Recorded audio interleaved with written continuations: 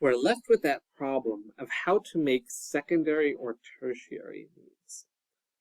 And while I have here the title of reductive amination, which will be our process for making secondary and tertiary amines, we need to first investigate why we can't simply alkylate amines.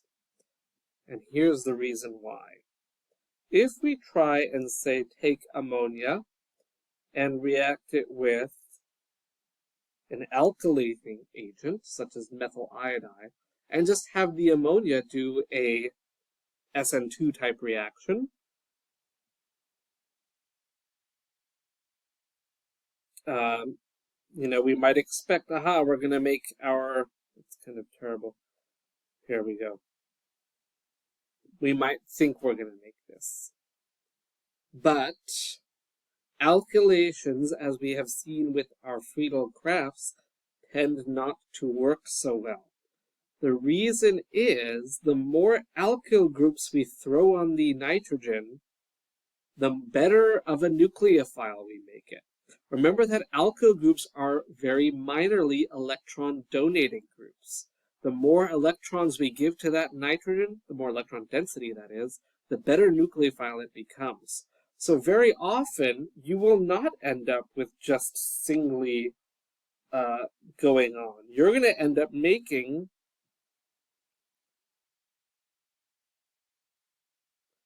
a quaternary ammonium salt. Because each step makes it more reactive, and the more reactive it is, statistically it will win out. So it will end up making a mess of products. If you put excess methyl iodide, however, you will end up quaternizing everything. Everything will become a quaternary ammonium. So we can't just throw in an alkylating agent and be like, aha, I'll throw in 2 equivalents, I'm going to get out dimethylamine. Not going to happen. So, can't do it. What are we going to do instead? Well, we are going to use the process of reductive amination. And this is going to use a special reagent. Recall that an aldehyde or ketone plus an amine gave us what was called an imine, right? If we had, say, acetone and we treated that with ammonia in the presence of acid, we would end up making, what am I doing? We would end up making the imine, right? Or technically, if we're under acidic conditions, it would be the iminium. Now, that iminium can be reduced. We could use hydrogen or sodium borohydride or lithium aluminum hydride, and we could get our amine out. But the problem is, these would also have reduced our ketone, all of them. But there is a special reagent, which is, again, as a theme we've seen many times now, if you tweak your reagents ever so slightly, you can get them to be selective. If we use a different reagent, first let me write out that these also reduce your ketone. So instead, you'll end up with an alcohol instead of your amine, because they will just reduce your ketone right away. Since, as we know, this is an equilibrium process, we can't say, oh, well, all of it's going to become the aminium, and then I'll just put in my lithium aluminum hydride, and now I'm done. Unfortunately, because of this equilibrium, really it's actually a lot easier to put in something special. If we put in, instead of sodium borohydride, if we replace one of those hydrogens with a cyanide group, we get this sodium cyanoborane, or borohydride. We're going to end up only reducing the aminium. So we will indeed end up getting our amine out. And this is still a primary amine. I've used ammonia on my ketone, and now I have a primary amine. So very special reagent here. That's what we're going to be using in this. Because if you can take your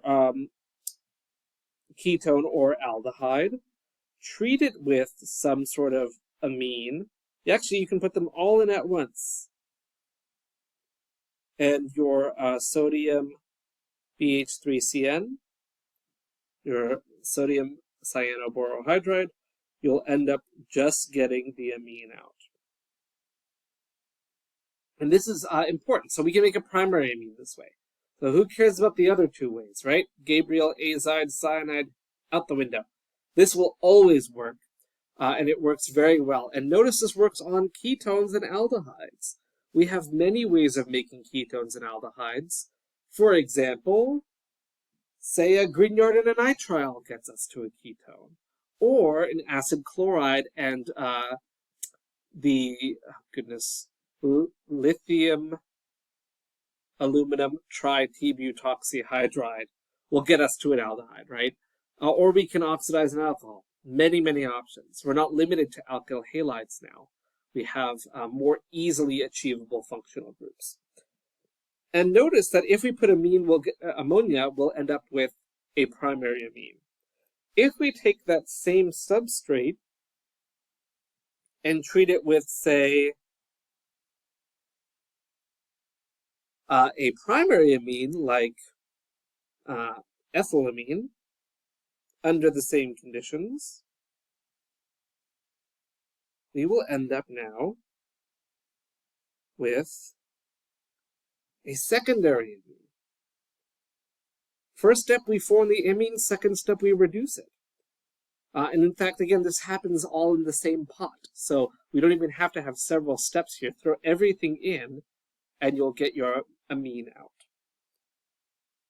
And again, we can do the same thing here. If we did this with now diethylamine,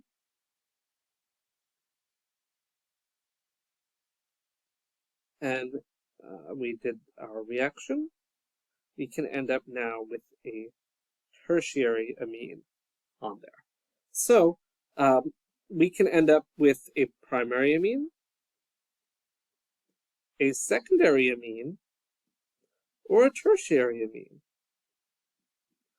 And your R groups on your amine doesn't matter. Put a cyclohexane on there, a cyclohexane and a methyl group. Have fun. And you can just do this in succession too. First, make it into you can go crazy. It's really wonderful. Take a look. Let's say we take acetone and treat it with ammonia and hydrogen and our sodium cyanoborohydride. We will end up with our amine.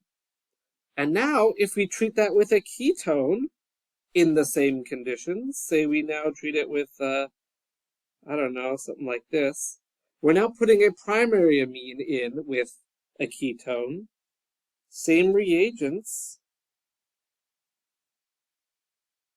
We can now use that amine as the substrate, and we will have now made a secondary amine. So we can install different groups onto an amine. And now let's take that amine and put it with another ketone. Let's say we put this now with let me copy this crazy structure here. So we've got isopropyl and sec-butyl. And now let's treat that with cyclohexanone, cyclopentanone, because I don't know how to count, but cyclopentanone. And H+, and our sodium cyanoborohydride, we will now end up putting our cyclopentyl group on there. Ta-da! You can make whatever amine you want, right? So we can put 3 completely different groups on an amine, starting with ammonia as our nitrogen source. First thing we did, we put it with acetone. We ended up getting this isopropylamine. We then put it with butanone, we've now made a secondary amine. Put it with another ketone, we've now made a tertiary amine. So we have all these fun ways to keep throwing things onto our nitrogen, and this is the best way to do it. Reductive amination is a highly selective and very easy reaction to get done, and you will end up getting your product in very high yields. So if you're doing a synthesis, reductive amination is always the way to go. Going to be your best way of making these, because we know so many ways to make aldehydes and ketones. They're very, very useful for us. So this is going to be our best way. Of course, if you're just trying to do something simple, or if you're asked to predict the products, yes, you will still need to know the Gabriel and azide syntheses. But in terms of synthetic pathways, this reductive amination is going to be the way to go. All right, so in summary, we can't directly alkylate amines. Gabriel and azide give us ways to make primary amines, but if you want to make anything besides a primary amine, you've got to use reductive amination. And you can now make asymmetrical amines as well. You can put as many different groups as you want, up to 3, I suppose. All right, and so that's our major synthetic pathway for amines.